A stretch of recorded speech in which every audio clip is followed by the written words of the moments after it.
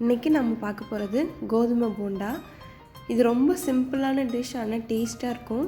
பசங்களுக்கு கொடுத்தா கண்டிப்பாக இன்னொன்று வேணும்னு கேட்டு சாப்பிடுவாங்க. வாங்க இந்த டிஷ் எப்படி செய்யலான்னு பார்க்கலாம். ஒரு வாழைப்பழம் எடுத்துக்கோங்க, எந்த வாழைப்பழம் வேணாலும் எடுத்துக்கலாம்.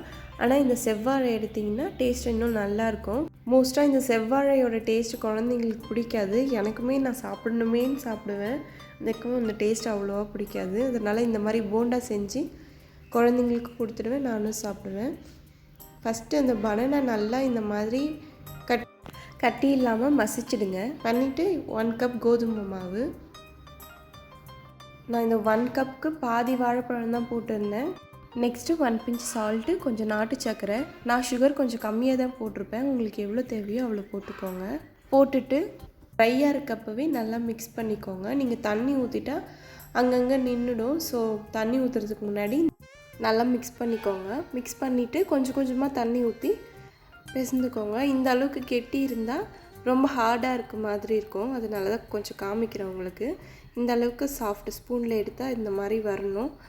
அந்த அளவுக்கு இருந்தால் சாஃப்டாக இருக்கும். ஸோ இந்த அளவுக்கு மட்டும் தண்ணி ஊற்றி மிக்ஸ் பண்ணிக்கோங்க.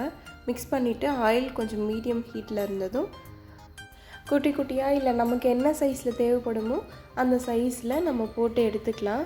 இதுக்கு அடுப்பு மீடியமில் வைங்க. ஸ்பீடாகவும் இருக்கக்கூடாது. சிம்மில் இருந்ததுன்னா ரொம்ப எண்ணெய் குடிச்சிடும், ஸ்பீடாக வச்சிங்கன்னா ரொம்ப தீஞ்சிடும். ஸோ மீடியமாக வச்சு இந்த கோல்டன் ப்ரௌன் கலரில் ஃப்ரை பண்ணி எடுங்க. அவ்வளோதான், நம்மளோட கோதுமை போண்டா ரெடி. சீரியஸாகவே செம்ம டேஸ்ட்டாக இருக்கும். ட்ரை பண்ணி பாருங்கள். தேங்க்ஸ் ஃபார் வாட்சிங் மை வீடியோ.